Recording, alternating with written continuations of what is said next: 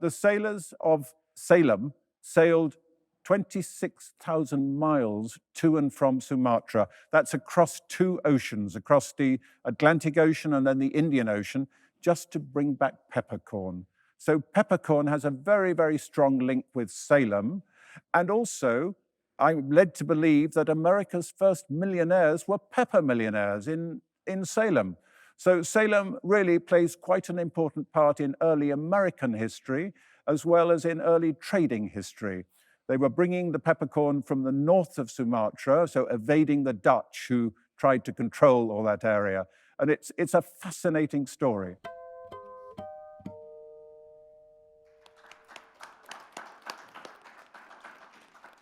Good evening. My name is Susan Spurlock. I'm the Executive Director of Ford Hall Forum at Suffolk University, and I'm delighted to welcome you to this evening's program. I couldn't be more pleased to welcome Nicholas Nugent, the journalist and author of Spice Ports, Mapping the Origins of the Global Trade, who will be in conversation with William Fowler for a wide-ranging discussion about the fascinating period of global history. Through maps and images, they will bring to life the seafaring pioneers and the spice ports that spanned Asia, Europe, and finally America. The ports of Boston, Salem, New Orleans, and New York. So it's now my pleasure to introduce Margaret Talcott. Thank you, Susan. As she said, I'm Margaret Talcott. I'm the Director of Literary Programs at American Ancestors and the creator and producer of the American Inspiration Author Series. It is truly wonderful to be in partnership on this somewhat exotic event, visiting the spice ports of history.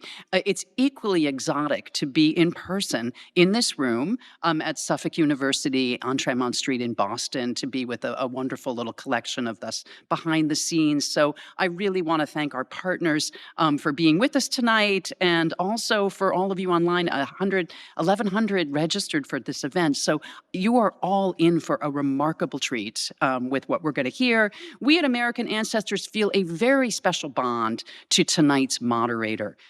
William Fowler was the president of our organization for several years, and I have the pleasure of introducing him with a bit more information. William M. Fowler is Distinguished Professor of History Emeritus at Northeastern University in Boston, and also the former director of the Massachusetts Historical Society, president of the New England Historic Genealogical Society, and president of the Colonial Society of Massachusetts. He has authored or co-authored numerous books on maritime history, which make him just an absolute perfect person for this evening and the dialogue that is to come. His most recent book is Steam Titans, Cunard, Collins, and the Epic Battle for Commerce on the North Atlantic. Professor Fowler will join us in the second half of this program to ask questions related to our country and to seafaring, to our spice ports. But for now, for an introduction to our featured author, I want to welcome Susan Rahman of Brandeis University Press. Sue, welcome. Thank you, Margaret, and thank you, Susan. And I'm the director of Brandeis University Press, and we are the proud publishers of the book, The Spice Ports. And I just want to thank Susan and the Ford Hall Forum and Margaret and American Ancestors for joining with us to put together this really terrific program. But it's my pleasure to introduce Nicholas Nugent, who was born and lives in the United Kingdom. He graduated from Cambridge University with a degree in law before becoming a journalist and working for much of his career with the BBC World Service, where he specialized in reporting from and broadcasting to various parts of Asia. Earlier, he worked as a volunteer, as a teacher in India, and subsequently as a liaison officer for the United Nations Children's Fund, UNICEF, in eastern Indonesia, where he learned to speak Indonesian. His parish included the fabled Spice Islands, where he came across the story of how European powers competed with one another to trade exotic spices, including cloves, nutmeg, and mace. The Spice Ports puts that story into a wider context, with ports involved in the spice trade in Europe, Asia, Africa, and America. Among other books, he's written a biography of the former Indian Prime Minister Rajiv Gandhi, son of a dynasty, and Vietnam, the Second Revolution, which is an exploration of the country after the war. He's a member of the Royal Institute of International Affairs, Chatham House in London, and we're delighted that he has come to Boston today to be with us. And we're just going to start the program with a 1-minute video that we put together, which will give you a taste and introduction to the spice ports. Thank you.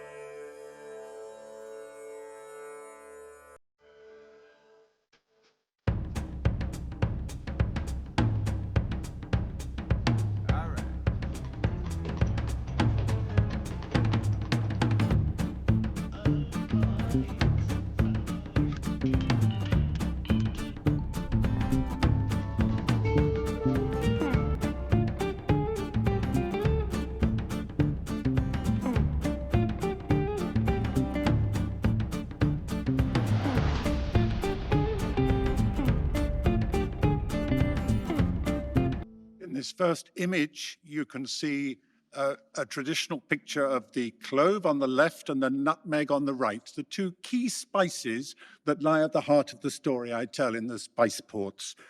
Absolutely fascinating. You're probably quite familiar with spices like this in your kitchens, all of which come from the East. And my favorite of them all, the nutmeg. And you may not be familiar with the nutmeg in nature. This is the nutmeg in nature. It's a three-part fruit. The outer pulp, which is not really used for very much at all. Then the bright red crimson mace, which is a spice in its own right. And right at the heart is the nutmeg itself, which is so popular as a culinary delight. The story I'm telling is about the Spice Islands, which are right at the edge of this 16th century map, right on the right-hand edge, in fact, just off the edge. But I want you to see how far away the Spice Islands are, both from Europe and especially from America. So it's quite remarkable to think that first the Europeans and then the Americans, especially in New England, were able to sail across two oceans to bring back spices from the East. Why? Because they didn't grow anywhere else except in the islands of what is now Indonesia, and in this case, and India. India for peppercorn, and here we have Goa, an early picture of Goa, which was one of the first ports where the Europeans, in the person of the Portuguese, arrived in order to fill their ships with spices, especially peppercorn and cinnamon coming from India. A lovely picture of Goa, and you can see this picture. You can see this archway today. It still exists there with Vasco da Gama surmounting the archway. And Vasco da Gama was the Portuguese sailor who first sailed round the Cape of Good Hope, linking the two oceans. And just imagine the maps he had access to suggested that the Indian Ocean was completely surrounded by land. So it's a mystery that he was able to find his way to India. To get to the Southeast Asia was an even bigger challenge. And this is Southeast Asia as it was portrayed in 1595. Incredible to think that they had that knowledge, given the scarcity of sailing ships venturing that far east. But even more difficult, how to find your way through those islands in order to reach the sources of spices. The source of cloves, 8 islands sitting on the equator, very small islands, all of them. And secondly, the source of nutmeg and mace, another bunch of 8 islands, some way further south. Incredible to find them, yet the Europeans were determined to do so and eventually did find them. Because, as I've said, nutmeg, clove, mace grew nowhere else in the world. And this is the port they first met when they arrived in Java. We now know it as Jakarta, but for much of its lifetime, it was called Batavia, and it was a Dutch colony, one of the first Dutch settlements in the East. And that's where the European sailors arrived in order to transship the spice. Before they actually got to the Spice Islands, they transshipped it through Batavia. These are the Nutmeg Islands, as I've dubbed them. That's the sole source of nutmeg in the world. And there's a lovely little story here that the Dutch and the English were both competing for the nutmeg. And this little island at the top left, called Pularun, was controlled by the English, and the Dutch controlled all the rest. And eventually the Dutch and the English in the mid-17th century reached a settlement. And the Dutch gained control of that one island that the English had control of, and that thus preserved their monopoly control over nutmeg. Just think about it. Once you have a monopoly control, you can charge what you like for it. So the Dutch were making a fortune by shipping nutmeg and mace from these islands. So the British had surrendered, or the English had surrendered that little island, and what did the English get in return? If I tell you the date of the settlement, it might give you a clue. 1667. What did the English get in return? The island of Manhattan. So you can see how nutmeg played a crucial role in your own history in America. What these islands, the Nutmeg Islands and the Clove Islands, have in common is volcanic soil, because these two, Ternate in the north in the Clove Islands and Gunung Api Nira, Banda Nira in the south, are at the center of these two little groups of islands. So that's why, perhaps, that the spices only grew in those islands. So later, as we found out, after the Dutch preserved their monopoly, various other people had transplanted these spices into other parts of the world, including Mauritius, where the nutmeg really took off. So the Dutch monopoly was breached. The story I tell begins in Venice, because the Venetians were transshipping, were bringing the spices from the Eastern Mediterranean. How they got to the Eastern Mediterranean, the Europeans didn't really understand. But the answer was the Arabs were trading them from India and Indonesia, or mainly from India, to the Red Sea, and then the Venetians picked them up in places like Alexandria. And a significant aspect, or two aspects of this image, early image of Venice, from, again, 1600 or thereabouts. At the right-hand end, you can see the arsenal, the arsenale, which is where the Venetians were building their ships, which is what gave them a European advantage in shipping, having the technology to build ships that could allow the Venetians to dominate the Mediterranean. And another thing, I think this is 1572, if I remember, and it's an aerial photograph, isn't it? An aerial image. You're looking at Venice from the air, but this was more than 200 years before the balloon was invented, before man could rise into the air. So it's a product of the imagination of man that he can see the city from high up in the sky. And I think that's quite remarkable that that sort of thing triggered. It's an early episode in map making, we could say, the ability to imagine something from the air. This is another European city that was big in the story, and you may guess, you see the windmill, this is Amsterdam. Amsterdam as it never was, because this again is a figment of somebody's imagination. Those of you who know Amsterdam won't recognize this quite like that, but you get the idea. It was the major European port for bringing in spices after first Venice, and then Lisbon, and then Amsterdam was the next one. I think the Dutch took over the spice trade for one main reason, well, more than one perhaps, but one I want to mention. The windmill on the left here, and this is a contemporary picture, once the Dutch had drained their land, they put their windmills to another use. The windmill on the left has been brought back into production for what it was doing in the 16th and 17th century. It was a sawmill. They used the power of a wind to cut wood. And by doing that, the Dutch built ships faster and cheaper than the Portuguese. So they took over dominating the East, shipping to and from the East. And incidentally, the windmill on the right was used to grind the spices that they brought back, as well as grinding the paints of the great Dutch artists. So you can see the connection between spices, between trade, shipbuilding, and the flourishing of art in Amsterdam in the period we're talking about. Thank you very much for this introduction, opportunity to explain my book to you and give you just a glimpse inside what the story I've attempted to tell. Well, Nick, thank you very much for gifting us with that book. And I have really two questions that occur to me. One, this narrative is sprightly and engaging, delightful to read, so thank you for that. But unlike so many books that we see today, it is lavishly illustrated. In fact, it is incredible. The images in your book are truly stupendous. Can you tell me a bit about how you came to this topic, because there must be a story there, I suspect, and how you managed to collect these images which decorate your book? Well, how I came to it, I think, was given away in the preview. I lived very close to the Spice Islands for a couple of years in the 1970s.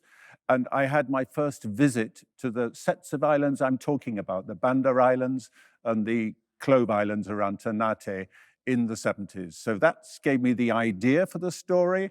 And of course, I read a lot about it. And perhaps at that stage, which was a long time ago, I dreamt one day of telling the story.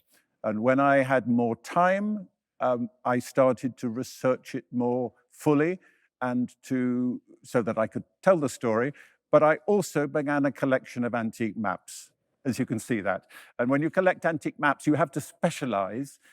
Otherwise, the bank balance doesn't allow you to go very far. So I specialized in the 12 ports that I thought featured in the story I wanted to tell. So most of the maps and many of the other images in the book are from my own collection. May I ask you about those maps, because they are superbly decorative. But I do wonder that at the time of their creation, were they actually used for navigation, or were they more just to be used for instruction, to show people what the world out there looked like? Well, that's a good question. I think they were used for navigation, but just think about the first navigators. They didn't have maps. So how did they get the information that went onto the maps? And it was the sailors who brought back the information and described to the map makers what they'd seen or the geography of the area they'd visited. And the map makers in Europe put that together and made these splendid maps. Of course, it doesn't apply to Venice, because Venice, that's home, really, easier to do. But that complicated map I showed you of finding your way through Southeast Asia was an absolute breakthrough map. There's quite a long story there. The map maker is called Lynn Schoten, and he was a pioneer on the maps of the region. And indeed, he did a very fine map of Goa, but all based on secondhand information. So that's how maps started. But they were very definitely navigational aids. People didn't put them up on their walls. And remember, printing only started in the, I think it was the 16th century. So although a lot of the information derived from Claudius Ptolemy in the 1st century, you couldn't print maps. You could only draw them for your own use. So printing is highly relevant to the development of maps. But I think the development of cartography, map making, is absolutely crucial to the trade that we're talking about. You know, your book is also filled with wonderful little vignettes of these explorers and these planters. One that I found charming, I think it is, I believe it was in 1816, and Stanford Raffles is returning from his post in the East. And he stops to visit, on the island of St. Helena, Napoleon Bonaparte. And then he records the conversation he had with Bonaparte. I am sitting there, I wanted to listen into that conversation. What a remarkable moment in history when an Englishman is more or less interviewing the former French emperor, who seems a bit distant in it all. How did you come to that story? Because it is a remarkable story. It's in one of the biographies of Stamford Raffles, the founder of Singapore, the 12th port in my series. So I saved the story to the 12th chapter. It's a remarkable little story. And you left out one of the ingredients. What did they talk about? Napoleon wanted to talk about things, how India was doing, how Indonesia, well, it wasn't called Indonesia then, was doing. And then he said, and where does the best coffee come from? Because Napoleon was quite an aficionado of coffee. But he doesn't wait for a response because he thinks the best coffee came from French-controlled Réunion or Bourbon. It's called Réunion these days. Whereas Raffles almost certainly believed that the best coffee came from Java. But, you know, coffee is, alongside spice, is one of the stories I tell because coffee also was transplanted from its origins in Ethiopia and Yemen and transplanted firstly in the Caribbean and Latin America, Brazil, and then by the Dutch into Indonesia, as it's now called. So coffee is another transplant story, which I've tried to run alongside. But I'm delighted you picked up on the vignette, because I was very fond of that as well. I was also interested, obviously the book is about spices, but there is one commodity in here that is not a spice, and that is rubber. And you bring that in towards the end of the book. And I wonder if you could tell us a little bit about that industry. Yes, well, I brought my sample bit of rubber. That's another lovely story of transplantation, because rubber was limited to the Amazon. It's an Amazonian plant. So how come these days we get all our natural rubber from Southeast Asia? And the answer is quite simple, really. Kew Gardens near London, to where the plant was whatever you do, bred, I mean, transplanted, and then ultimately the botanical gardens in Singapore. And once it took off in Singapore, the colonizers, and here we're talking about the Dutch and the English and to some extent the French, planted rubber trees all over Malaysia, all over Indonesian Sumatra, and all over French Indochina, French-governed Indochina. So that's how rubber got from Brazil, essentially, to Southeast Asia. It was a transplant. Absolutely. But then I think this jogs us into realizing that many, many commodities had a limited place of origin. What about sugar? Sugar, allegedly, was first grown in Papua New Guinea. But you don't think of it coming from Papua New Guinea anymore today. It's Caribbean, it's Mauritius, and other parts of the world. So that again has a transplant story, which I allude to as we go along, but I can't focus on everything. You know, you quite appropriately spend most of the book talking about the European and Asian ports, and then a bit about the American ports, which play it would seem to me from your book, not a central role in what you're talking about in the spice ports. So I wonder if you could say a few things about New York and Salem, which are the two principal American ports. But of course, they really can't become involved in this trade until after the Revolution. When we were part of the empire, we were forbidden to trade there. But after the Revolution, of course, they then are opened up. And I wonder if you could say a bit about the Salem traders and the New York traders. Yes, well, New York, I brought into the book essentially for the story I told briefly of how essentially the Dutch and the English swapped territory, and New York was England's gain, you could say. It wasn't a major trading port at that time. It became one later on, of course, and I can't argue that any spice first came ashore in New York. But in addressing New York, then I looked at Salem, which has a fascinating story, because Salem was once one of the major American ports, the Federated States, early America. It was probably third or fourth largest port. By the time when I have records, by the time the Customs House was built in Salem, it was the sixth largest port, Boston having taken fifth place. Boston had deeper berths, so Salem was sort of fading by that time. But the sailors of Salem sailed 26,000 miles to and from Sumatra. That's across two oceans, across the Atlantic Ocean and then the Indian Ocean, just to bring back peppercorn. So peppercorn has a very, very strong link with Salem.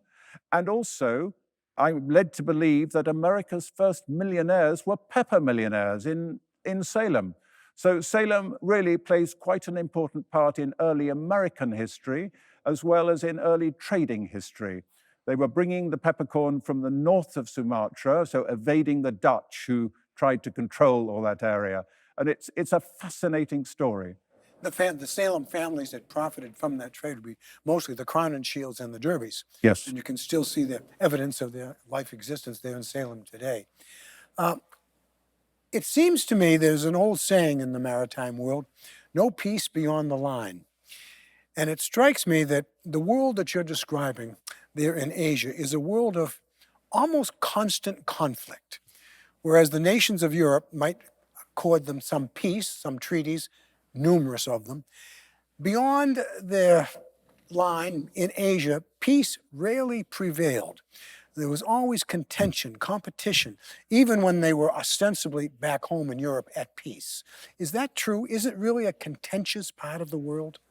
I certainly don't see it like that these days. The countries I've been talking about, notably India and Indonesia, are very fine democracies, both of them. No, I mean in the period that your book is dealing with. Well, yes, but then, where the story goes alongside the emergence of the nation state.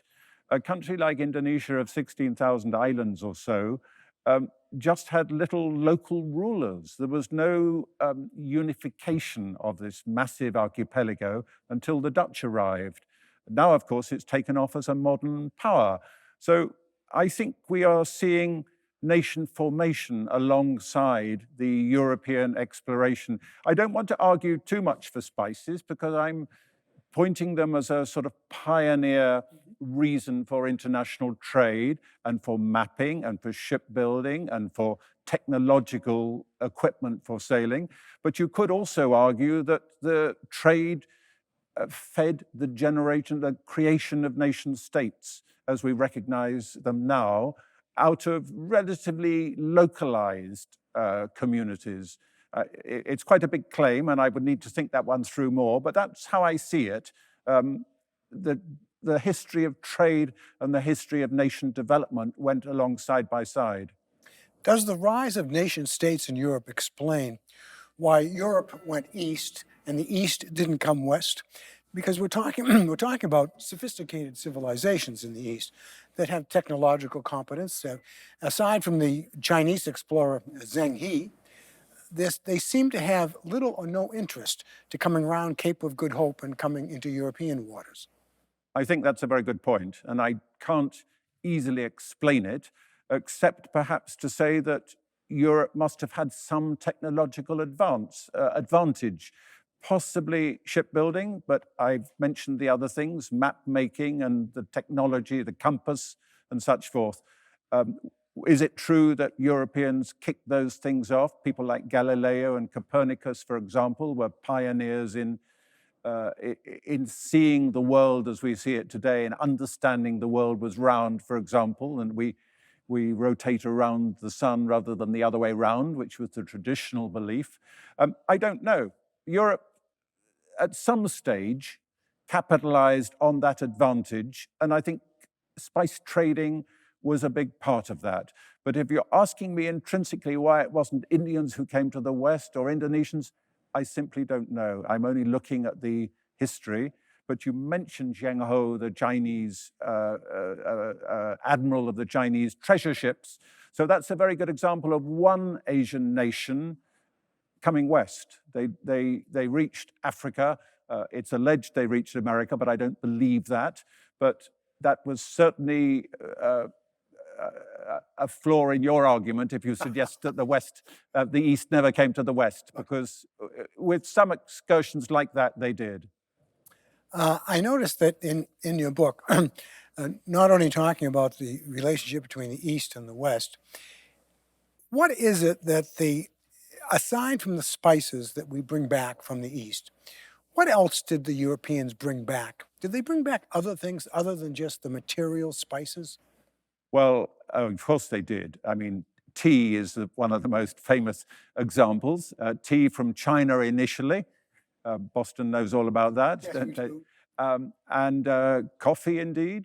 I've mentioned how it migrated to different parts of the world, but the Dutch in Indonesia and the French in Bourbon or Réunion brought coffee from the East.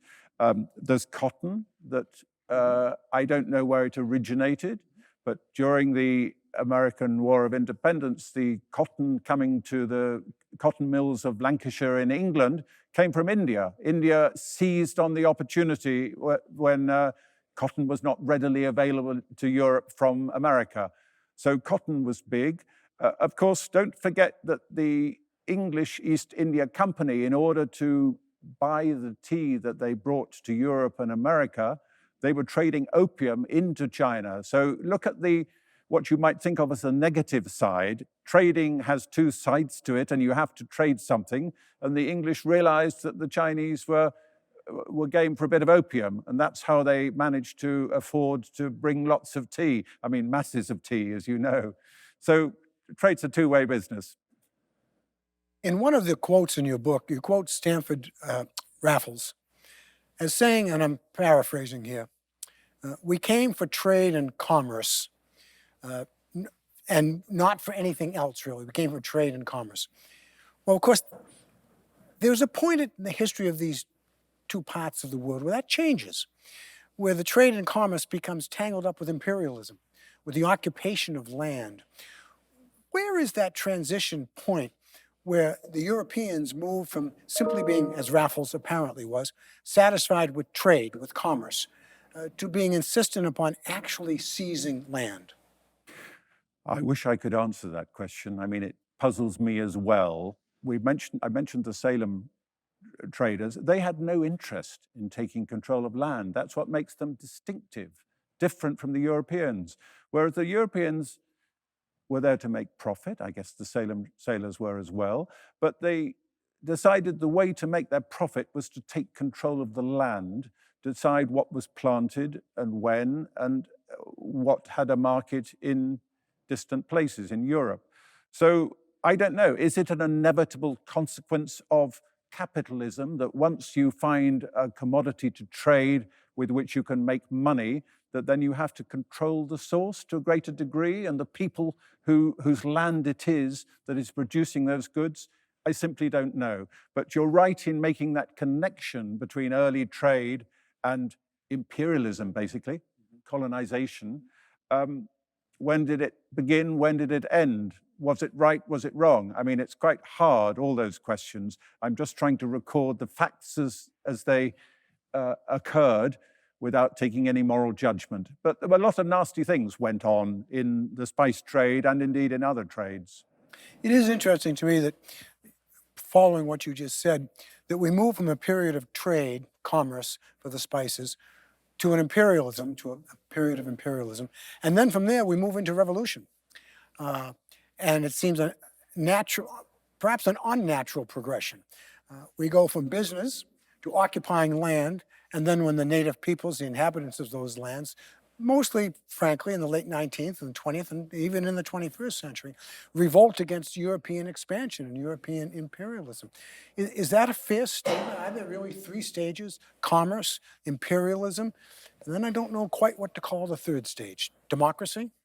Well, I think it's much more fluid than that, but I don't dissent from the stages that you're talking about. I mean, to me, it seems incredible that the East India companies of both England and the Netherlands had the right by the laws of their country to maintain armies and navies and hire and fire and a system of justice. I mean, what right do European invaders, let's call them invaders, what right do they have to introduce systems of justice and such forth to countries like India and Indonesia? None. And it's hard to justify that after all this time. But that's what happened. They could, effectively, they could make war. These companies could make war.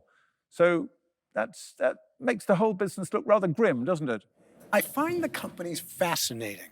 The VOC and the East India Company are powers unto themselves, as you just mentioned. They have the power to make war, to make peace. What drove these companies?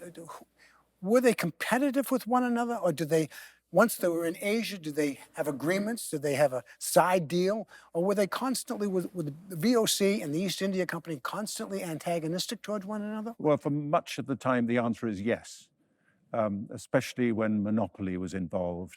They were very antagonistic, and of course, the English and the Dutch fought wars, mainly in the North Sea, in Europe, it has to be said, but fought wars for control of colonies.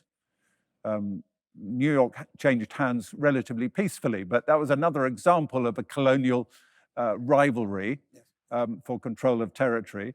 They didn't have those rights. I mean, by the standards of today, they didn't have any rights at all, but they were very busy at it.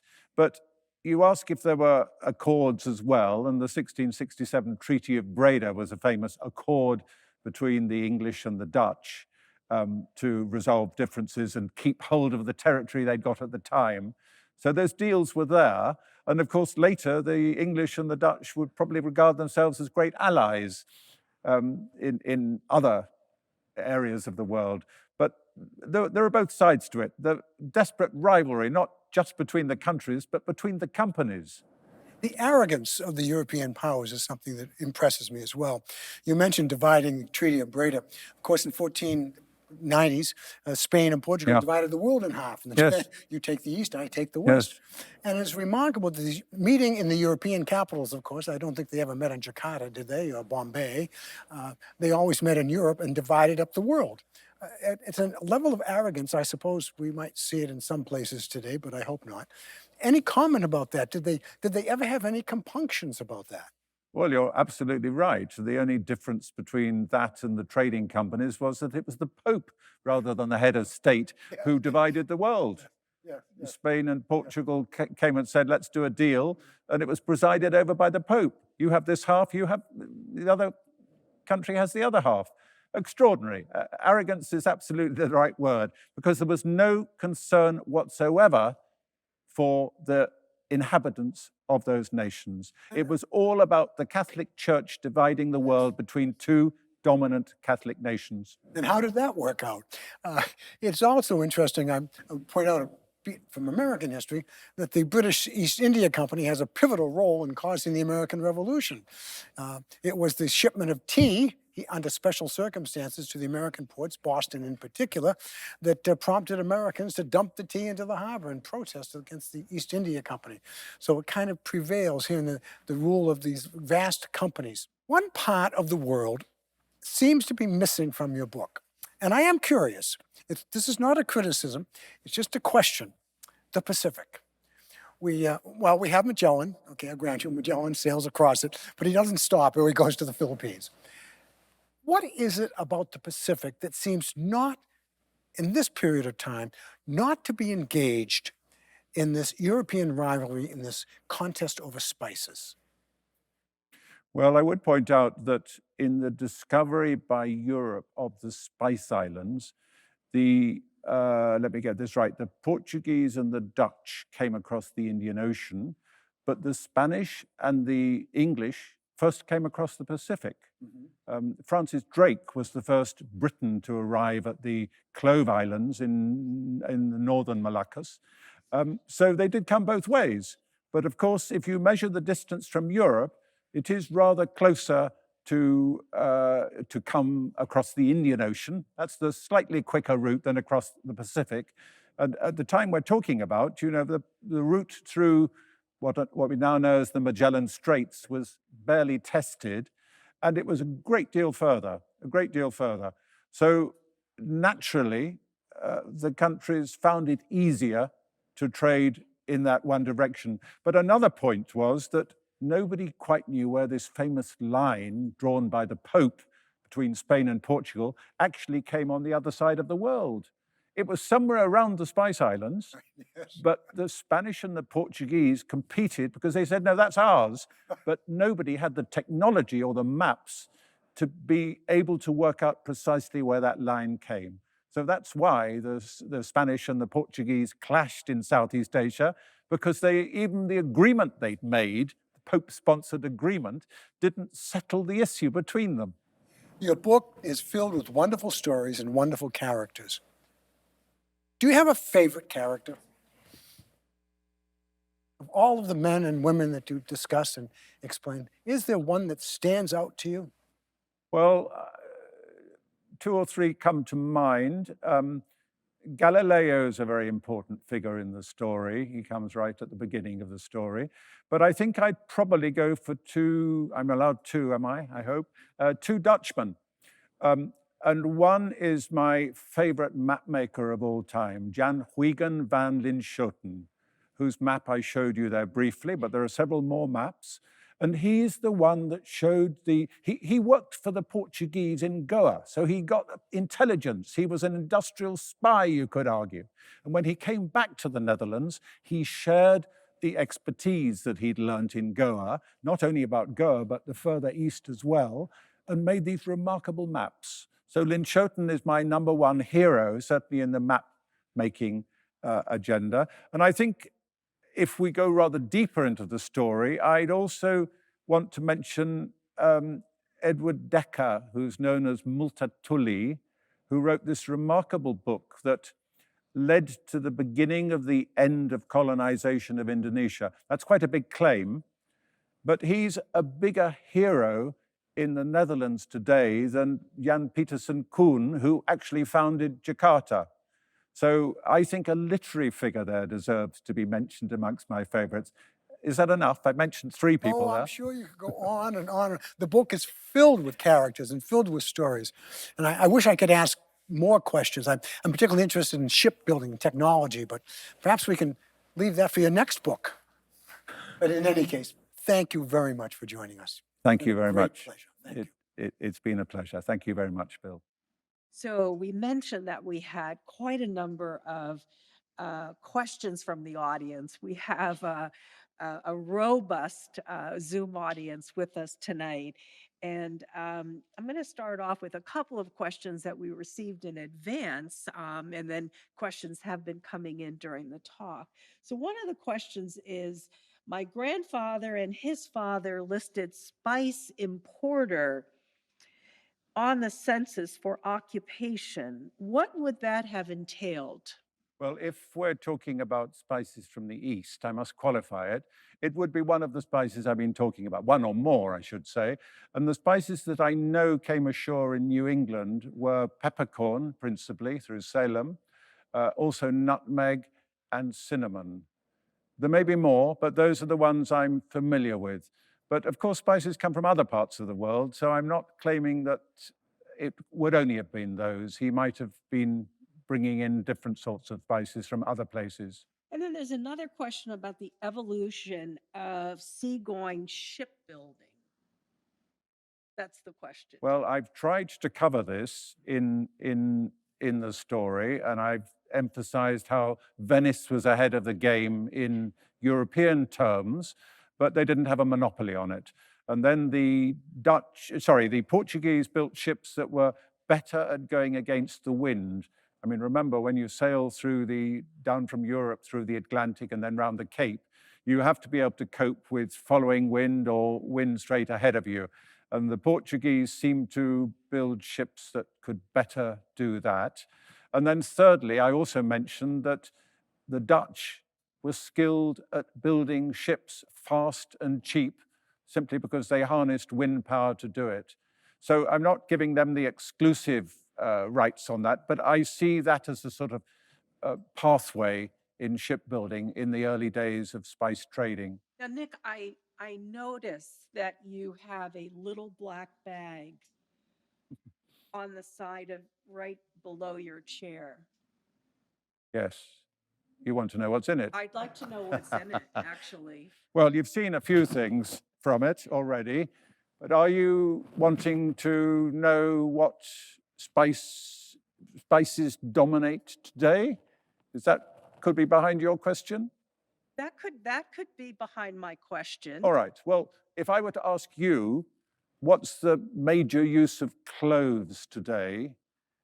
What sort of answer would you give me? I would say, well, I use cloves to put on a ham Or I use it as a warm spice during the winter, autumn flavors. So that's how I use it. But I know you're going to tell me something different. Well, I'm suggesting to you that the major consumer of cloves today is the cigarette industry, believe it or not, in Indonesia.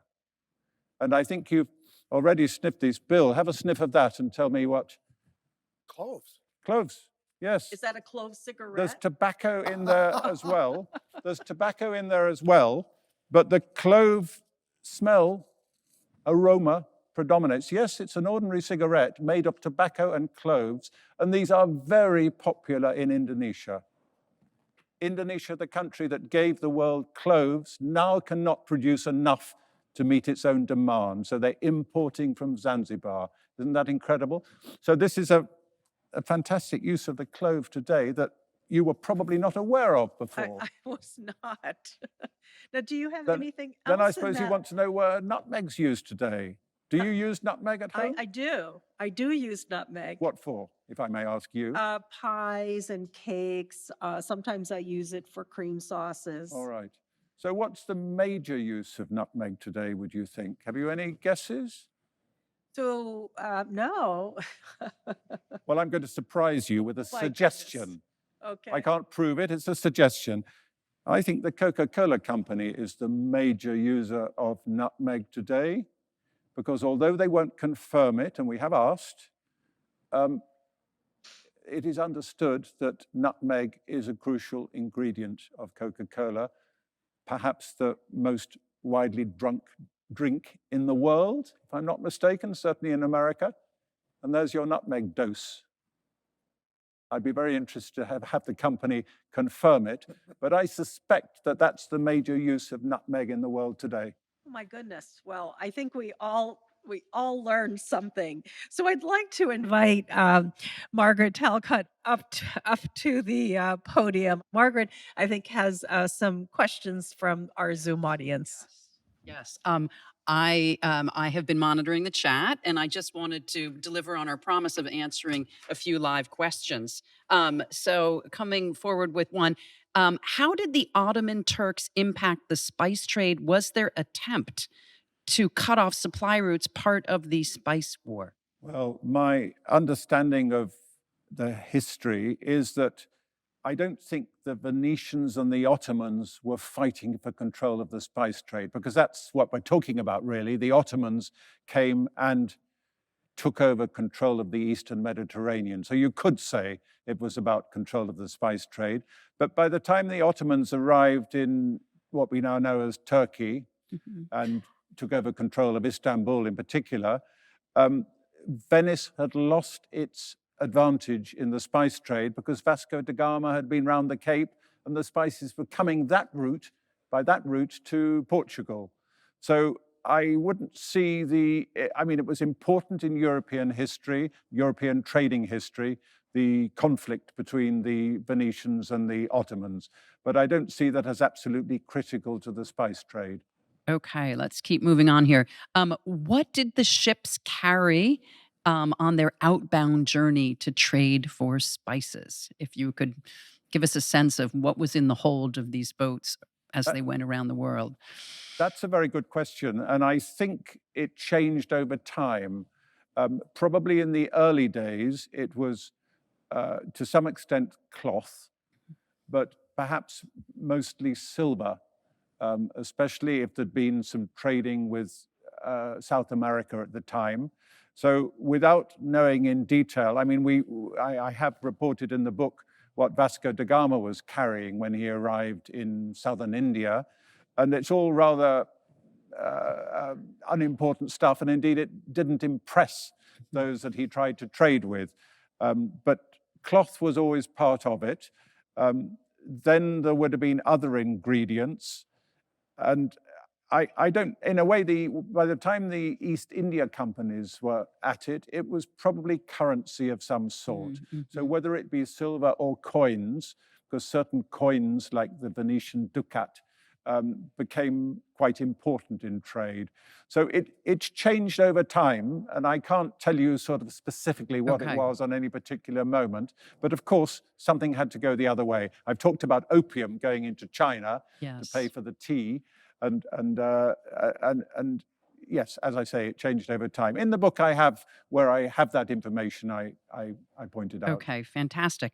Another question. Were there any spices rejected by sea traders as unacceptable for Western consumers? Well, I think the traders only brought back spices for which they were assured there was demand. So Yes, that obviously, makes if sense. they bring back spices that are not appreciated, they won't bring back any more of those. But you do get little anecdotes like the sailors learnt that the better cinnamon than that they found in India came from Sri Lanka, or Ceylon as it then was.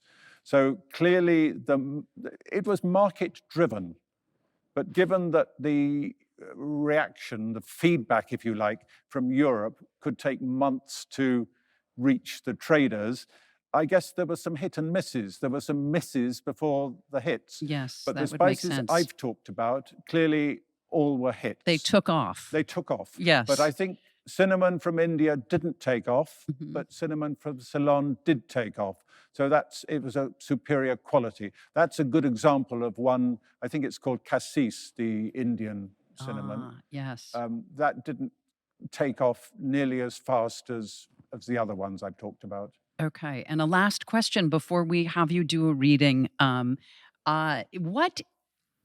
you talk a little bit about the primary spice ports today?